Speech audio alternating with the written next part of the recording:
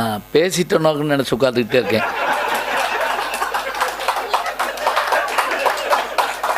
ஏன்னா நான் உட்காந்துட்டே இருக்கவும் சில சமயம் ரூம்குள்ளே லைட் போடுவோம், என்னமோ எடுக்கிறதுக்கு. ஏன் போட்டோம்னு மறந்து போய் திரும்பி வந்துடுவோம். ரொம்ப உணர்வுபூர்வமான ஒரு விழா.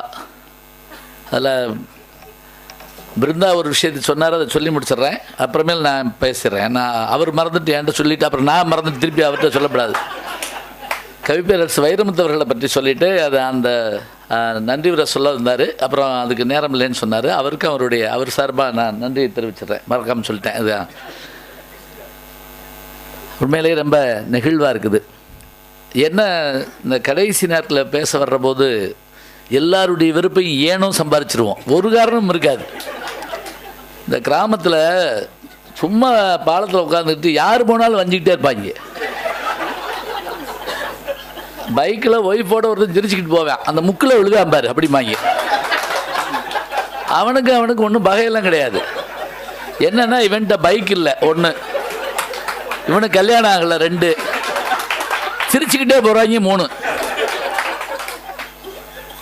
இப்போ எனக்கு கதி அதுதான். அந்த படம் விட போகிறப்ப 2ஆம் பாகம் போட்டு வித்தியாசம் பண்ணி விடுற மாதிரி திருப்பி வந்துட்டோன்னு எனக்கு பயமாக இருந்தது. ஆனால் ரொம்ப நான் சொன்ன மாதிரியான இந்த விழாவை நான் ரொம்ப ரசித்தது என்ன அப்படின்னா, இத்தனை பேரை, இவ்வளோ பெரிய கவிஞர்கள், மேடையில் இருக்கிற பெருமக்கள், முன்னாடி இருக்கிற பெருமக்கள், இவ்வளோ பேரையும் ஒரு நேரத்தில் பார்க்குற வாய்ப்பை பிருந்தா எனக்கு கொடுத்தாரு. அதுக்காக நான் ரொம்ப முதல்ல நான் என்னுடைய நன்றியை தெரிவிச்சுக்கிறேன். ஏன்னா எங்கள் உலகம்ங்கிறது ஒரு வேறையாக இருக்குது. நான் என் உலகம் வித்தியாசமான உலகம், அதாவது முரண்பட்ட உலகத்தில் வாழ்கிறாள் நான் ஒரு ஆள். எப்படின்னு கேட்டுட்டிங்கன்னா, கல்லூரிக்கு நான் பாடுறது போகிறப்ப பையன் வெறுப்போடு உட்காந்துட்டான். இன்றைக்கி நீங்கள் லீவுன்னு சொன்னாங்களே அப்படிமா, இல்லை வந்துட்டேன்ப்பா அப்படின்னாலும் பக்கத்தாள்கிட்ட வந்தாலும் வகுப்புக்கு வர மாட்டாரா அப்படிமா, வருவேன். அப்படியே வந்தாலும் பாடம் நடத்த மாட்டாரான்னு, நடத்துவேன், நடத்திக்கோ அப்படின்ட்டு போயிட்டாங்க. இது கல்லூரியில் அவன் கேட்கவே மாட்டான், அவன்கிட்ட பேசணும். மாலையில் நான் வர்றதுக்காக பணம் கொடுத்து உட்கார்ந்துருக்கக்கூடிய கூட்டத்தில் நான் போய் பேசணும். 2ஐயும் பாருங்களேன். அந்த இது கேட்கவே மாட்டாத ஆள்கிட்ட காலையில் எப்போ வந்தாலும் கேட்குறதுக்கு உட்காந்துருக்க கூட்டம். அடுத்து பட்டிமன்றம் நானாக பேசிக்கிட்டு இருப்பேன். சினிமாக்குள்ளே வந்து எது பேசினாலும் தப்புங்கிறாங்க. சார் கேமரா பார்த்து சொன்னால் அங்கிட்டு பார்த்து பேசிக்கிட்டீங்கன்னு. இது பாருங்களேன், இது வித்தியாசமாக இருக்கும். அது மாதிரி இஸ்லாமிஷன் சொன்ன மாதிரி கவிதை உலகம் ரொம்ப அழகாக சொன்னார். முதல்ல வந்த உடனே நரன் தான் சொன்னார் நினைக்கிறேன், சமைக்க தெரியாது ருசிக்கு தெரியும்னு. ரொம்ப நல்லா யார் சொன்னா? ரவிமரியா சொன்னாரா? அவரை பார்த்து பயந்து வச்சுட்டு நினைக்கிறேன் நான். அவர் ஏதோ மேடைக்கு வர்றப்போ எனக்கு பயமாக இருந்தது. ஏன்னா அவர் வில்லனாவே நான் பார்த்து பழக்கப்பட்டதுனால பேசிட்டு அறுவாள் எடுத்துகிட்டு வராங்கன்னு நினச்சேன். அப்படியே நல்லா இருந்துச்சு. அது மாதிரி அது எல்லாருக்கும் சமைக்க தெரியும்னு அவசியம் இல்லை. குறை சொல்கிறவும் இல்லையோ, சாப்பிட தெரிஞ்சால் நல்லா இருக்கும்ல. எது வச்சாலும் வேணாம் பாங்க. சில பேர் பார்த்துருக்கீங்களா, அவனோட போய் உட்காந்து சாப்பிடவே முடியாது. அதான் சொல்லுவாங்க, விருந்துக்கு போய் வியாதிக்காரன் பக்கத்தில் உட்காரக்கூடாது அப்படிமாங்க. அது என்னென்னா வேற ஒன்றும் இல்லைங்க. நான் ஒரு இதில் சாப்பிட உட்காந்துருந்த போது என் பக்கத்தில் ஒரு ஆள், அவர் சக்கரை வியாதி போட்டிருக்கு. வந்தவுடனே அல்வா வேணாம்ட்டார், எனக்கு வைக்காமல் போயிட்டாங்க. அதாவது என்ன கஷ்டம், அவன் என்ன நினச்சிட்டான், இது பூரா சக்கரை வியாதிக்காரங்க ரோ போல் இருக்கு, அது மாதிரி ஆயிரம் சில நேரங்களில். ஒவ்வொருத்தருடைய பேச்சும் நரேன் தொடங்கி அதே மாதிரி இந்த புத்தகத்தினுடைய முன்னுரையை நான் எப்படி ஆளுனா, இந்த சோப்பரியிலிருந்து சுபம் வரைக்கும் படம் பார்க்கணும்னு என்னுடைய இன்னும் நண்பர் கமலஹாசன் அவர்கள் இந்த அபூர்வ ராகங்களில் சொல்வார். அது மாதிரி எல்லாத்தையும் படிக்கணும், அது ஒரு சந்தோஷம். இந்த புத்தகத்தை நான் அப்படி படித்தேன். முன்னுரை கொடுத்த அத்தனை பேருடைய அன்புக்குரிய நான் மதிக்கின்ற கவிஞர் அறிவுமதி அவர்கள் என்ன அழகாக வார்த்தை பயன்பாடு. நான் சொல்லி உடனே ஃபோன் பண்ணிகிட்டே இருந்தேன். அவர் நினச்சிருப்பார், இவர் நான் அம்மிட்டி ஃபோன்லேயே பேசுகிறார் போட்டிருக்கு அப்படின்னு சொல்லி படித்த உடனே ஃபோன் பண்ணி சொல்லிக்கிட்டு இருப்பேன். குறும்பன் சிறப்பன் ஒரு வார்த்தை போட்டிருந்தார். அந்த அன்மிகுதியை கொண்டு வர்ற போது அது வித்தியாசமாக இருந்தது. சிறப்புடையவன் அப்படிங்கிறத சுருக்கமாக சிறப்பன் அப்படின்னு அந்த வார்த்தை போட்டு நான் சொன்னேன் அவர்கிட்ட. அவர் கொஞ்ச நேரம் கழிச்சா அப்படியா அப்படிம்பார். எனக்கு அவர் ஆச்சரியமாக இருக்கும். அவர் கேட்டாரா இல்லையான்னு கூட எனக்கு சந்தேகமாக இருக்கும். அதாவது அவர் எல்லாத்தையும் வாங்கிட்டு இருக்காருன்னு அர்த்தம். அந்த அந்த முன்னுரை அதே மாதிரி அவருடையது வேடியப்பன் அவர்கள் அந்த புத்தகத்தை எப்படி கொண்டு வந்தோம்னு முன்னாடி சொல்லியிருப்பார். ரொம்ப ரொம்ப மகிழ்ச்சியாக இருந்தது அந்த புத்தகத்தினுடைய அழகு, அமைப்பு. ரொம்ப இன்னொரு என்ன விஷயம்னா, இன்றைக்கி தான் நான் வெளியிடுற புத்தகம், நான் ஜேடிவியில் பேசிட்டு வந்துட்டேன் இது வந்துருச்சு அப்படின்னு சொல்லிட்டு. வேறு என்ன பண்ணுறது, இப்போ எல்லாத்தையுமே டீஷர்ட் மாதிரி படம் வர்றதுக்கு முதலே பார்த்துட்டு வந்துடுறாங்க பல பேர். ரொம்ப அழகாக அவருடைய முன்னுரை, அதே மாதிரி ராஜமுருகன் அவருடைய முன்னுரை ரொம்ப எனக்கு மகிழ்ச்சியாக இருந்தது. நான் இப்போ அவரை விகடனம் எழுதுகிற போதும் அந்த குக்கு படம் பார்க்கறது போய் ரொம்ப ரொம்ப மகிழ்ச்சியாக இருந்தேன். அதே போல் இன்னைக்கு அவர் அதை படித்து பார்த்த உடனே அத்தனை ஒரு சந்தோஷம். அதே போல் இயக்குனர் லிங்குசாமி அவர்கள், அவரும் நானும் பிருந்தாசாரதி அவர்களும் பேச ஆரம்பித்தோம்னா அநேகமாக பேசிக்கிட்டே இருப்போம். அதில் நடுவில் சாப்பிடுவோம், பேசிக்கிட்டு இருப்போம். கூட இருக்கவங்களுக்கு அப்படி கோவம், என்னத்தை கட்டு தான் அவங்க வச்சிருக்கிறாங்க 3 பேர் அப்படிங்கிற மாதிரி தோணும். என்னென்னா செயின் மாதிரிங்க, ஒரு இடத்த விட்டோன்னு அவர் பிடிப்பார், அப்படி இந்த பக்கம் பார் விளையாடுற ஸ்டைலில் இருக்கும். அது ரொம்ப பேருக்கு கிடைக்காது. அதான் நான் நினைப்பேன், அறிவுடையார் எல்லாம் உடையார்னு ஏன் சொன்னார் தெரியுமா திருவள்ளுவர்? சிலருக்கு இந்த அனுபவமே இல்லாமல் செத்து போகிறானே, அதான பாவமாக இருக்குது நமக்கு. அதான் பெரிய வேதனை. நீங்கள் அபூர்வமான பொருள், நீங்கள் ஒன்றும் இல்லைங்க, வீணையை வாசிக்க தெரிஞ்சால் தானே வீணை. அதை அடுப்பாக இது பண்ணி விறகுகளை கொண்டு போய் அடுப்பில் வச்சுக்கிட்டான்னு வச்சுக்கோங்க, முறிச்சு என்ன ஆகும்? வாசிக்க தெரியலன்னா போச்சு இல்லையா? அது மாதிரி லிங்குசாமி அவருடைய கவிதையை பற்றி சொல்கிறப்ப அது இதே தான், எந்த நேரமும் கூப்பிடுவார் அவர். அநேகமாக 11 மணி 12 மணி நானும் அசர மாட்டேன், ஏன்னா நானும் தூங்காம அலையிற ஆள் தான். இந்த பட்டிமன்றத்தில் பேசி பேசி பேசி பட்டிமன்றம் இல்லைன்னாலும் இப்படி பேசிக்கிட்டே திட்ட மாதிரி ஆகி போச்சு. சடார்னு கூப்பிடுவார். இந்த திருக்குறளே 7 சொல்லுது, அவங்களுக்கு தெரியும். திருக்குறள் எனக்கு தெரிஞ்சு திருவள்ளுவர் மாதிரி புத்தாலி யாருமே கிடையாதுங்க. ஏன்னா இந்த 20ஆம் 21ஆம் நூற்றாண்டில் இவங்க குறுஞ்செய்தி மட்டும்தான் படிப்பாங்க. எது மெசேஜ் 7 சொல்லுக்குள்ளே ஒழுங்காக எழுதணும்னா கரெக்டாக படிச்சிருவாங்கன்னு 2000 வருஷத்துக்கு முதல்ல ஒருத்தர் யோசிச்சிருக்காருன்னா எவ்வளோ பெரிய அறிவாளி பாருங்க. அந்த திருக்குறளவே ஒரு ஆள் இன்னும் சுருக்குனார். திருக்குறளைவே சுருக்கி ஒரு ஆள் எழுதுறார். குழல் இனிது யாழ் இது என்பதை மக்கள் மழலை சொல் கேளாதவர். இது 7 சொல் கொண்ட திருக்குறள். பொருள் ஒன்றும் இல்லை, நீங்கள் பயப்படுறப்பெல்லாம் இல்லை கிடையாது. ஏன்னா சொல்லி முடிச்சோடனே சில பேருக்கு அப்படி முகம் இருண்டு போகுது, போச்சுரா போ அப்படின்னு சொல்லி. குழந்தையினுடைய மழலையை கேட்காதவர்கள் தான் காற்று கருவியாகிய குழலையும் கம்பி கருவியாகிய யாழையும் இனிதென்று சொல்வார்கள். இவ்வளோதான் முடிஞ்சு போச்சு.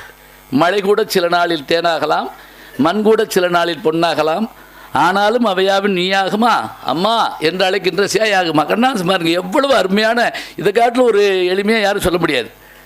இந்த திருக்குறளை குறுங்குறளாக மாற்றி ஒருத்தர் எழுதினாருங்க. குழலும் யாழும் மழலை முன் குழைப. முடிஞ்சு வச்சுங்க, குழலும் யாழும் மழலை முன் குழைப. எவ்வளோ சுருக்கம் பாருங்க, பூரா சிறப்பில் வரும். அதான் பெரிய கஷ்டம், வந்து சொல்லையாது நமக்கு. அதான் அதுலேயும் மெட்ராஸில் கேட்கவே வேணாம், மதுரைக்காரவங்களுக்கு லா வராது சரியா. இது ரொம்ப பேர் ஒத்துக்க மாட்டேறாங்க, வெளியே சொன்னால் அப்போ வெக்கெட்டுங்கிறதுனால பேசாமல் இருந்துருது. தஞ்சாவூரில் ஓரளவுக்கு அருமையாக உச்சரிப்பாங்க. இப்போ சென்னையிலே நீங்கள் வாழைப்பழம் சொல்லி கொடுத்தாரு வாத்தியார், வாழைப்பழம்னு சொல்லியிருக்கான். வாழைப்பழம் வாழைப்பழம், உங்கள் அப்பா கூட்டுவா, அப்பா வந்திருக்காரு. வாழைப்பழம்னு சொன்னால் வாழைப்பழம்னு சொல்கிறானு அவர் உடனே அது எங்கள் வயக்கம் அப்படின்னு இருக்காரு. அப்பா ஓரளவு புரிஞ்சு வச்சு வாத்தியாருக்கு. உங்களுக்கு சொந்த ஊர் எதுன்னு கேட்டிருக்காரு. சொந்த ஊர் கிழக்கே அப்படின்னு இருக்காங்க. இந்த ஊருக்கு எதுக்கு வந்த? பொயக்கே போ, அவ்வளோதான் முடிஞ்சு போச்சு. எந்த லகரம் வரலன்னு என்ன பண்ணுறது? அது மாதிரி லிங்குசாமி அவர்கள் சுருக்கி தரதுக்கு பார்த்தீங்களா, அந்த கவிதை எனக்கு ரொம்ப ஆச்சரியமாக இருக்குது. சுருங்க தமிழ் அழகுங்க, ஆச்சரியம். ரொம்ப இந்த நானோ டெக்னாலஜிலாம் வச்சுருக்கோம்னு சொல்கிறாங்கல்ல, அது இன்றைக்கி இதை பார்த்து ஆச்சரியமாக இருக்குது. சொல்கிறாரு, ஒரு கவிதை சொன்னார், பல பேர்கிட்ட சொன்னேன், சில பேர் மட்டுமே புரிந்து கொண்டார்கள். ஏன்னா நம்ம ஊர் நகைச்சுவையை பல பேருக்கு பக்கத்தால் பார்த்து சிரிப்பான். இந்த ஆங்கில படம் பார்க்குறப்ப சில பேர் தெரிஞ்சு சிரிப்பான், சில பேர் சிரிக்கிறவனை பார்த்து சிரிப்பாங்க. ஒருத்தன் கேட்டால் நான் என்ன அவங்க மாத்திரம் சிரிக்கிறாங்க, அடுத்த சீனில் நம்ம சிரிப்போம்டா. ஆனால் அந்த கவலையே இல்லைங்க இப்போ. ஏன்னா நல்லா தமிழ் பேசுனா அது ஆங்கில படம், இங்கிலீஷில் பேசுனா அது தமிழ் படம். நம்ம ஆள் மாற்றிருக்காங்க பாருங்க. அதுலேயும் ஜாக்கி சான்லாம் வந்து டப்பிங்கில் பின்னுறாரு. யாகாவராயினும் நாகாக்கா அப்படின்னாரு ஒரு படத்தில். எனக்கு அடிவேறு கலங்கிருச்சு. அடுத்த நடுவர் இருந்தால் தாண்டா அப்படி நினச்சேன் நான். நகைச்சுவையை புரிய வைக்கிற மாதிரி அந்த கவிதையை சொன்னேன். அவர் என்கிட்ட சொன்ன விஷயம் என்னென்னா, ஒரே வரியில் கவிதை சொல்லணும். இப்போ நான் சொல்கிறேன், உங்களுக்கு புரியுதான்னு பாருங்கள். ஒன்றும் புரியலைன்னாலும் ஒன்றும் இல்லை. ஆசையாய் வாங்கினேன் புத்தர் சிலையை, முடிஞ்சு போச்சு, அவ்வளோதான். அப்புறம் கேட்டுக்கப்படாது என்கிட்ட உட்காந்து. ஆசையாய் வாங்கினேன் புத்தர். ஏன்னா அந்த ஆசை அருமின்கள்னு சொன்ன புத்தர் சிலையை கூட ஆசையாக வாங்குவதற்கு தான் மனசு துடிக்கிறது. கவிதையை இப்படி கொண்டு வந்து கொடுக்குற போது எவ்வளவு வேலை மிச்சம் பார்த்தீங்களா? நெடும்பாடல்களை படித்தோம். 10 பாட்டும் 8 தொகையும் நீண்ட பாடல்கள் தான். சட்டுன்னு வந்து அடிச்சா திருவள்ளுவன் எப்படி அவ்வளவுலாம் இருக்கட்டும் தம்பி, இந்த படி, இந்த 7 சொல் படி, எவ்வளவு அழகு. அது மாதிரி அவருடைய அந்த அற்புதமான கவிதைகள். அவரும் பிருந்தாசாரதி அவர்கள் அந்த 2 புத்தகங்களை அவர் கொடுக்குற போது இந்த ரூம் போட்டு யோசிப்பாங்கன்னு சொன்னாங்கல்ல, 2 நாள் ரூம் போட்டு படிச்சுட்டு இருந்தேன் நான். ஏன்னா ஊரில் இருந்தால் ஏதாவது வேலை வந்துடும். இன்னொரு ஆச்சரியம் என்னென்னா, எனக்கு தினம் ஏதாவது ஒரு புத்தகம் முன்னுரை கேட்டோ பேசவோ கூப்பிட்டுட்டே இருப்பாங்க. சில புத்தகம் எனக்கு பிடிக்கலன்னா நான் படுற பாடு அன்றைக்கி பேச போகிறதுக்குள்ளே போகிறவரெல்லாம் வஞ்சிக்கிட்டு இருப்பேன் நான். எங்கள் வீட்டில் கூட கேட்பாங்க, அதுக்கு மாட்டேன்ட்டு போக வேண்டியது, எதுக்கு எங்களை போய் வைக்கிறீங்க, இது என்ன ரசம் தனியாக இருக்குது அப்படின்னு கேட்பேன். இது அப்புறம் என்ன செய்ய முடியும்? இது கூட உங்களுக்கு புரியலன்னு நினைக்கிறேன். சரி விட்டுருக்கேன். என்னன்னா எனக்கு வெளிப்படுத்த தெரியாத கோபம் வரும் அப்படி. ஆனால் பிருந்தாசாரதியினுடைய அந்த கவிதைகளை அவர் சொல்கிறப்ப நான் கேட்டிருக்கிறேன். பேசுகிறப்ப, படிக்கிறப்ப, படித்து பார்க்குறப்ப என்ன சந்தோஷம். சின்ன அதாவது சொல்கிறார்ல, அதாவது அற்புதங்கள் நிகழ்வது சில கணங்களில் தான், ஆனால் அதற்காக காத்திருக்க வேண்டும் பல யுகங்கள் அப்படிங்கிறார். அற்புதங்கள் நிகழ்வது சில கணங்களில் தான். அது நமக்கு என்ன ஆச்சரியன்னா, கொஞ்ச நேரம் ஆகுது வாங்கிட்டு அப்படியே செதுக்கிற மாதிரி இருக்குது அந்த கவிதை. அதோட அவங்க இளமுறை சொன்ன மாதிரி இந்த மரபு மற்றவை இதெல்லாம் சொன்னாங்க இல்லையா, அது அந்த அலங்காரம், அது கூட இந்திரன் சார் ரொம்ப அழகாக பதில் சொன்னாங்க. ஒன்று ஞாபகம் வச்சுக்கோங்க, அந்த வேர் இல்லாமல் பேசவே முடியாது நம்மளால். எதுக மோனையில் வையிறப்ப கூட நம்ம ஊரில் எதுக மோனையில் தான் வைவாங்க, பார்த்துருக்கீங்களா? பழமொழி உள்பட எதுக மோனையில் இருக்கும். இப்போ நீங்கள் ஒன்றும் வேண்டில்லை, வெட்டப்பட்ட ஆட்டின் தலை வெறித்து பார்க்கிறது, வேணாருக்கு பாருங்க. வெட்டப்பட்ட ஆட்டின் தலை வெறித்து பார்க்கிறது. ஏன் வேற சொல்லு போடக்கூடாதா? வராது. போர்ட்டர் பொன்னுசாமின்னு தான் பேர் வைப்பாங்க, போர்ட்டர் குருசாமின்னு பேர் வைக்க மாட்டான். சரிங்க, போர்ட்டர் ஆங்கில, பொன்னுசாமி தமிழ், 2 பாருங்க எப்படி போய் சேருதுன்னு. அறியாமல் வந்து நிற்குங்க. சாதாரண ஆள் கிளவி பேசுறதுல வந்து என்ன அழகா இருக்குன்னு தெரியுங்களா? கமுக்கமடி கத்தாழ காதல் எடுக்கிறது பித்தாளை அப்படின்பா. கத்தாழைக்கு பித்தாளையை கொண்டு வந்து போட முடியுமா? இன்னொன்று, எதுக்கு போன தேடி பாருங்க, கஷ்டம் தெரியும். இப்போ என்ன தப்பிச்சு ஓடிட்டு இருக்கீங்க தெரியுங்களா? ஈஸி, ஒன்றும் கவலை இல்லை. புது கவிதை அவ்வளோதான். எதுக்கு இலக்கணம்லாம் இருக்காது, எதுவுமே இருக்காது. அது வேற ஒன்றும் இல்லை. சின்ன குட்டி நாத்துனா சில்லறையை மாற்றினா, பட்டுக்கோட்டையினுடைய பாட்டு நீங்கள் பாட்டுப்பீங்க. ஆரவல்லின்னு ஒரு படம் வந்தால் பார்க்க விட்டுறாதீங்க, ரொம்ப அற்புதமான படம். அந்த படத்தில் தான் பல மெலோடியஸ் சாங்கும் இருக்குது. இந்த சின்ன பெண் ஆன போதிலே என் அன்னையிடம் நான் ஒரு நாளிலே எண்ணம்போல் வாழ்வு ஈடேறுமா என்றே நான் கேட்கிறேன். இது வந்து ஒரு ஆங்கில பாட்டினுடைய அப்படியே தலை உள்ளது. இவர் ஜீராமநாதையருடைய பாட்டு, அந்த மியூசிக் அது. இதில் அந்த சின்ன குட்டி நாத்தினா, இந்த நாத்தினாங்கிற சொல்லுக்கு அந்த ஆள் போட்டிருப்பார் பாருங்க, எத்தனை வார்த்தை. சின்ன குட்டி நாத்தினா சில்லறையே மாற்றினா, குன்னக்குடி போகிற வந்து குடும்பத்தோடு ஏற்றுனா நாத்துனா, போரை போட்டு போத்துனா, 2 சாத்து சாத்துனா. இவ்வளவு தமிழில் இருக்குங்க, ஞாபகம் வச்சுக்கோங்க, இவ்வளவு இருக்குது. அதனால தான் முதல்ல கவிதை எழுத சொல்கிறப்ப என்ன செய்வான்னா, சொற்களஞ்சியம் படிக்க சொல்லுவான். நிகண்டு படிக்கணும். நிகண்டு, சொற்களஞ்சியம். நிகண்டு படிக்காமல் ஒருத்தன் கவிஞன் ஆக முடியாது. நம்ம ஊரில் கூட தெரியாமல் சொல்லுவாங்க, தம்பி நகண்டு படிக்குது அப்படிம்பாங்க. ஏன்னா அவனுக்கு உட்கார்ந்துருக்க படிக்க மாட்டான் போட்டிருக்கு அப்படின்னு அர்த்தம் இல்லை. நிகண்டு சொற்களஞ்சியம் என்ன தெரியுங்களா? ஒன்றும் இல்லை. இப்போ தேவனைய சொல்கிறார், ஒரு சொல்லுக்கு இணையாக 100 சொல் வச்சுருப்பான் நம்மாள். அதனால தான் கணினியில் கஷ்டப்படுறோம். கணினி வந்து ஒன்று சொன்னால் ஒரு 5 தடவை புரிஞ்சுக்கணும், அதுக்கு மேலே தெரியாது. நம்ம அடி பின்னிப்பிடுவோம். பேசினான் போடுங்க, கூறினான், செப்பினான், மொழிந்தான், நவின்றான், கலறினான், அரைந்தான், புகன்றான், 44 சொல்லிருக்கான். இந்த 44 இப்போ பயன்படுத்துறது இல்லை. அது ஒரு ஆச்சரியம். அவர் பேசினார், எப்படி பேசினா? கொத்துனா வார்த்தை, இன்னொருத்தன் செதுக்குனா, நடுவர் பிராண்டிட்டான், நல்லா பேசினா பின்னிட்டான், சுமாராக பேசினா கொன்னுட்டான். 3 போச்சு. பேசினான், கூறினான், செப்பினான், மொழிந்தான், நவின்றான், கலறினான், அரைந்தான், புகன்றான், தூக்கி வச்சுட்டு கொத்தினான், செதுக்கினான், சீவினான், சொதப்பினான், பின்னிட்டான், கொன்னுட்டான். புரிஞ்சிச்சு அவ்வளவும். என்ன தமிழுங்க, எவ்வளவு ஆச்சரியம். என்ன ஆச்சரியம் இருந்தீங்களா, இந்த மொழியை விட்டுட்டு வேற மொழி பேச போறோம்னு நினைக்கிறப்ப தான் நமக்கு வேதனையா இருக்கு. பிச்சைக்க கோடீஸ்வரர் பிச்சை எடுக்கிற மாதிரிங்க இதெல்லாம். அதாவது ஒரு பிச்சைக்காரன் பிச்சை எடுப்பான், அவனுக்கே தெரியாது அப்படி செல்வம் இருக்குன்னு. அவர் அந்த கவிதைகளை நீங்கள் நல்லா ஊன்றி படிச்சிங்கன்னா மரபு எங்கேயோ இருக்கு அவர்கிட்ட. அது ரத்தம், அது ஜீன், அது நம்ம சொல்கிறோம்ல. எப்படி இல்லை அவர் நீங்கள் சொன்ன அதே ஞாயிற்றுக்கிழமைகள் அந்த கவிதைகளை ஞாயிற்றுக்கிழமை பள்ளிக்கூடம் அந்த கவிதையை முதல் ஆரம்பிக்கிற போதே அந்த 2வது ஏப்ரலில் யார் விட்டு போன மாணவனுடைய அந்த டிஃபன் பாக்ஸினுடைய சிதறி கிடந்த சாதங்களை ஒரு எறும்பு பிரிச்சன்னா வேகம் போயிடும், அதனால் அப்படி கையில் வச்சுருப்பேன். அந்த எறும்பு என்னன்னா கூட்டம் கூட்டமாக வந்து இன்னொரு நல்ல வார்த்தை போட்டு போகிறேன், அது எல்லாம் சுற்றம் சூழ வருகை தந்து, அது ரொம்ப அழகாக இருக்குது. சுற்றம் சூழ வருகை தந்து அதை சாப்பிட்டுச்சான். இது என்ன அழகாக இருக்குது, எங்கே எடுத்து பார்த்தீங்களா? அவரே சொல்லுது. சங்க இலக்கியத்திலே ஒரு விஷயம் உண்டு. குமரகுருபரர் என்ற ஒரு அற்புதமான புலவர். நம்ம நாட்டில் ஒரு பெரிய மண்டைடி என்னன்னா, பக்தி ஆட்கள் பகுத்தறிவாதிகள் ஒத்துக்கிற மாட்டாங்க, பகுத்தறிவாதிகள் பக்தி பக்கம் வர மாட்டாங்க, சங்க இலக்கியம் படித்தவங்க புதுக்கவிதை ஏற்றுக்க மாட்டாங்க, புதுக்கவிதையாளர்கள் சங்க இலக்கியத்தை பார்த்தோன்னே மயக்கம் போட்டு வந்துருவாங்க. இப்படியே இருந்தால் என்னதான் செய்யறது? முன்னும் பின்னுமாக ஒருத்தன் பயணப்பட்டால் தானே அவனுக்கு இப்போ எல்லா விஷயம் புரிய வேண்டாமா? வீட்டினுடைய அத்தனை அறைகளையும் போய் பார்த்தவன் தானே அந்த வீட்டினுடைய அருமை தெரிஞ்சவனாக இருப்பான். எங்கே இருந்து எடுக்கிறது தெரியுமா? குமரகுருபரர் ஒரு பாட்டில் சொல்கிறாரு, நான் சொல்கிற பாட்டு புதுசெல்லாம் நினைக்கப்படாது, படிச்சுட்டு சாய்ஸில் விட்டது நீங்கள் ஞாபகம் வச்சுக்கோங்க. யானைக்கு சாப்பாடு கொடுக்குறப்ப பட்டச்சாதம் மாதிரி கொடுப்பான், அதை அப்படி வாங்கி அப்படி சாப்பிடும், ஒவ்வொன்றா சாப்பிடும். அப்படி சாப்பிட்ற போது அந்த ஒரு உருண்டை கட்டி கீழே விழுந்துருமா. அதை பற்றி பாகனும் கவலைப்பட மாட்டானா, யானையும் கவலைப்படாதான். ஆனால் கீழே விழுந்தது இல்லையா, அதை 1 கோடி எறும்பு வந்து சாப்பிடுமா. இவ்வளோதான் பாட்டினுடைய. எப்போவுமே ஞாபகிச்சுங்க, மரபு கவிதை சொல்லுவதற்கு முன்பாக பொருள் சொல்லாமல் கவிதை சொல்லாதீர்கள், ஏன்னா மறந்து போயிடும்.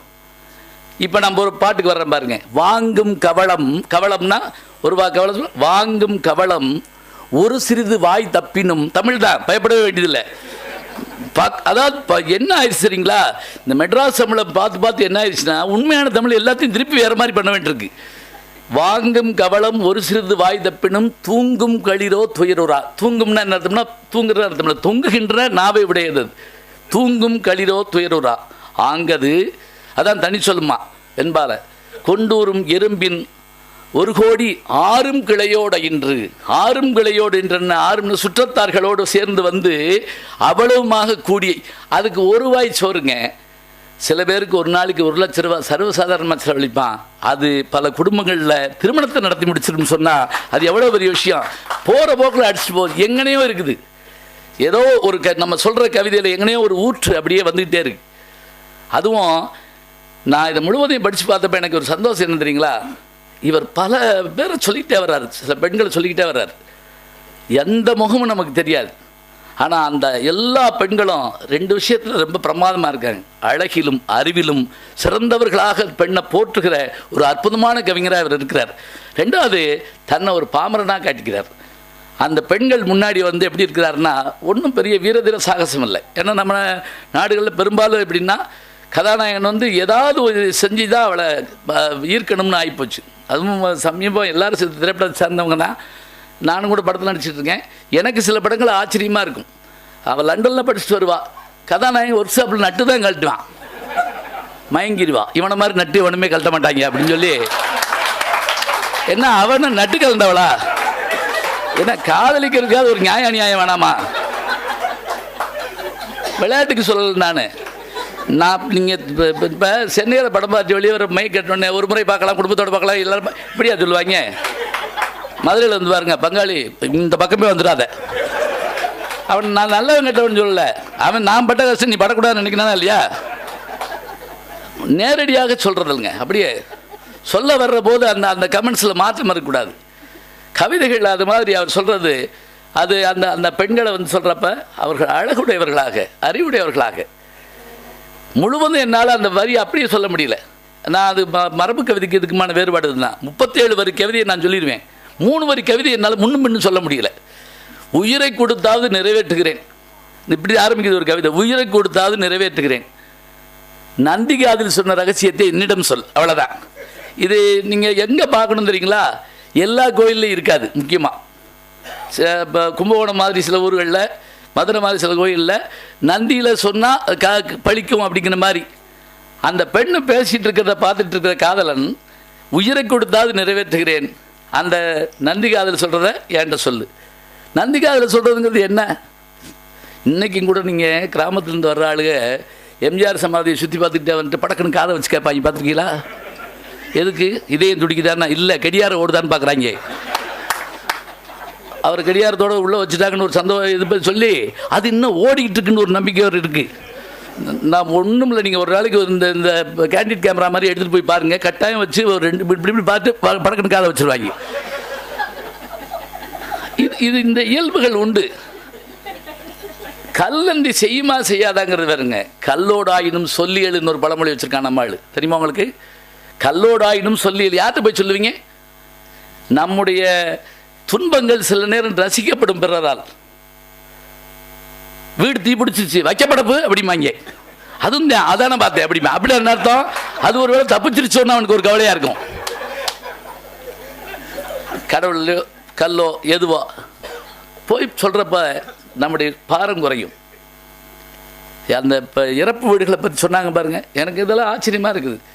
இந்த விருமாண்டி படம் பண்ணுற போது கூட இந்த வெட்டிக்குள்ளே வச்சு மூச்சுக்குள்ளே பஞ்சு வச்சு, எங்கள் ஊர் பக்கம்லாம் இதெல்லாம் கிடையாது. அப்படி போவார் அந்த ஆள். வாழ்ந்தப்போ கூட அப்படி வாழ்ந்துருக்க மாட்டேன் மனுஷன். செத்த பிறகு இந்த புகைப்படம் எடுக்கிறது கூட சொன்னாங்க. ஐயா சொன்னீங்களா? இந்த இறந்த பிறகு எடுக்கிற புகைப்படம் இன்னும் எங்கள் ஊர் பக்கம் உண்டுங்க. செத்த வீட்டில் ஃபோட்டோகிராஃபர் பின்னி எடுப்பார் ஃபோட்டோ, இந்த முண்டாசு பெட்டி மாதிரி தான் அது வந்து. அதில் சில பேர் நின்று பஸ் கொடுத்துருப்பாங்க. அப்படி அந்த ஆள் வழக்கப்படி ஸ்மைல் ப்ளீஸ் அப்படின்னு அது வேறு சொல்லுவார். ஏன்னா அது பழக்கமாகி போச்சு. அந்த இறந்த பிறகும் கொடுக்கக்கூடிய மரியாதை இருக்கு இல்லையா, அது ஒரு முக்கியமான விஷயங்க. அதை தான் அவர் எடுக்கிறார். நாலடியார்னு ஒரு நூலில் சொல்கிறான், நீ வாழ்கிற போது ஒழுங்காக வாழ்ந்துரு, இல்லைன்னா நீ செத்த பிறகு உன்னை என்ன செஞ்சு உனக்கு தெரிய போதா? நார்த்தொடுத்து ஈர்க்கிலன், நன்றாய்ந்து முடிக்கிலன், பார்த்துளி பெய்யிலன், பல்லோர் பழிக்கிலன், தோல் பையில் நின்று தொழிலறச் செய்த கூத்தன் புறப்பட்ட கால். கூத்தன்னா உயிர்.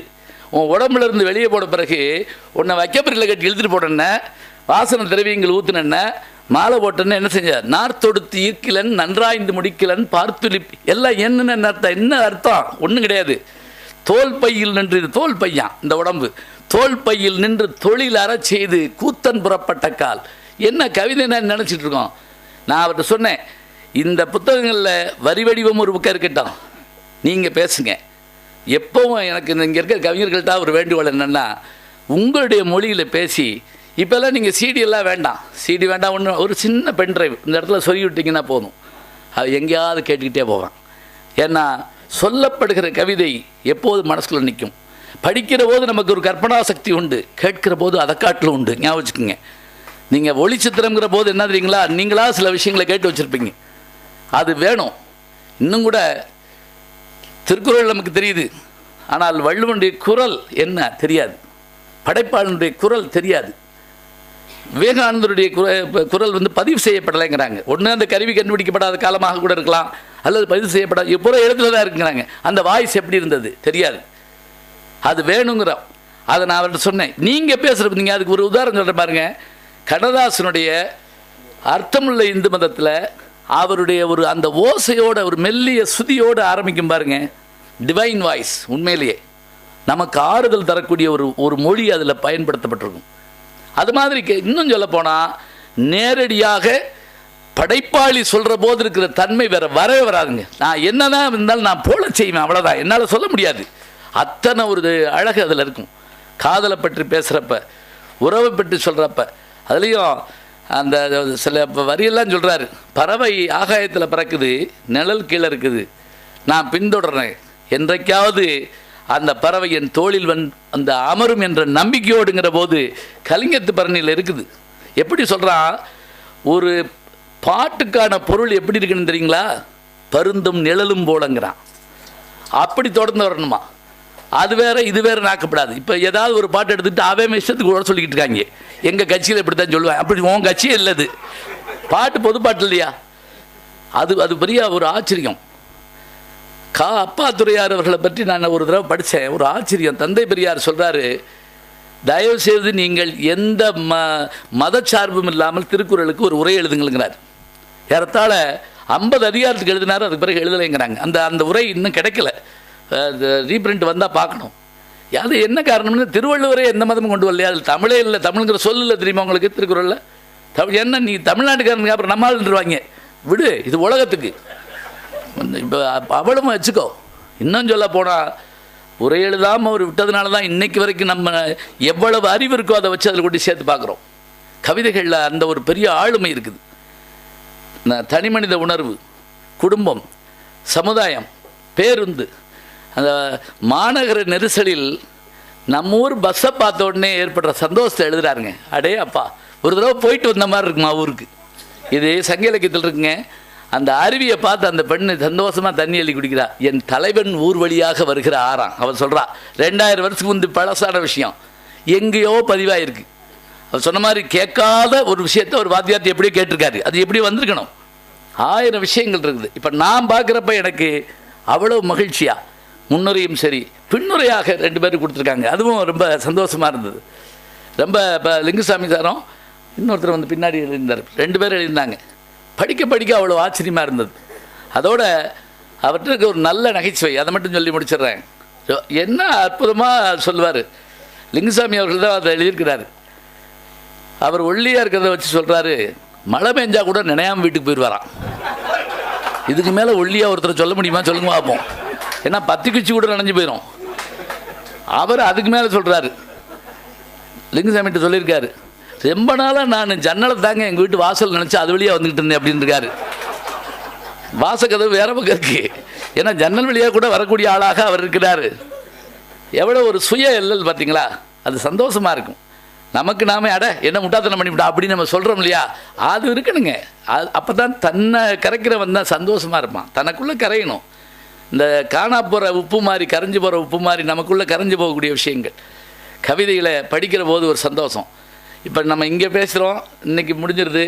ஆனால் எனக்கு தெரிஞ்சு பிருந்தா அவர்கள்ட்ட சொல்கிறேன், லிங்குசாமி அவர்கிட்ட சொல்கிறேன், நான் மேடைகள் தோறும் பேசுவேன், எங்கே போனாலும் பேசுவேன். ஏன்னா எனக்கு ஒரு நல்ல விஷயம் பிடிச்சிட்டா எனக்கு முகவரியை காட்டலாம் அந்த சந்தோஷம். இந்த குவைத்துக்கு போக வேண்டிய சூழல், இந்த பெருமழையில் மாட்டிக்கிட்டேன் நான். அந்த நேரம் இங்கே வந்து மாட்டிக்கிட்டு ஏர்போர்ட்டெல்லாம் மாற்றி இங்கேருந்து ஓடி பெரும்பாடுபட்டு குவைத்தில் போய் இறங்கி யாரும் வரல. என் கூட வர வேண்டிய ஒருத்தர் நான் ஒரு ஆளாக போய் 2 மணி நேரத்துக்கு சேர்த்து நானே பேசி, ஆனால் காசு எனக்குரிய தான் கொடுத்தாங்க, அது வேறு விஷயம். அப்போ ஒருத்தர் அருமையாக கவிதை வாசிச்சாருங்க. என்ன அழகுங்கிறங்க, என்ன வரவேற்கிறார் அவர். சென்னையில் நடக்க வேண்டிய தூரத்தை நீந்தியும் நீந்த வேண்டிய கடலை பறந்து வந்திருக்கிற நடுவர் அவர்களே ஆரம்பித்தார்.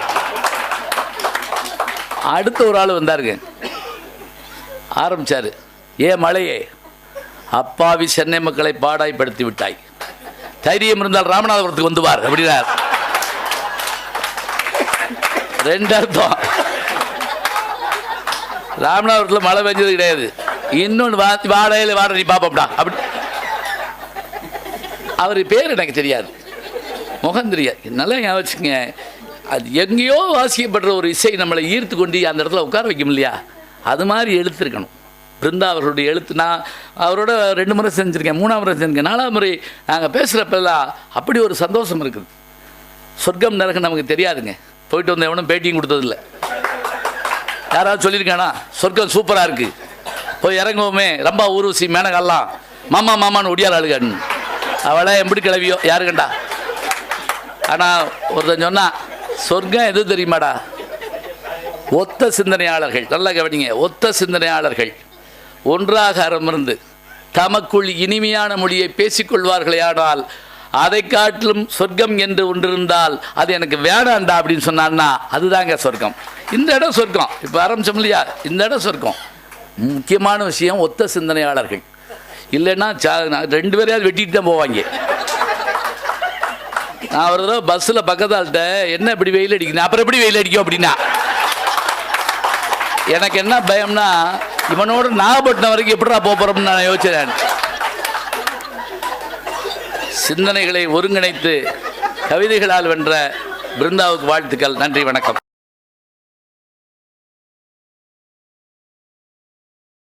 ஜி ஞானசம்பந்தன் அப்படிங்கிற இந்த யூடியூப் சேனலில் சப்ஸ்கிரைப் பண்ணுங்கள், நண்பர்களையும் பண்ண சொல்லுங்கள்.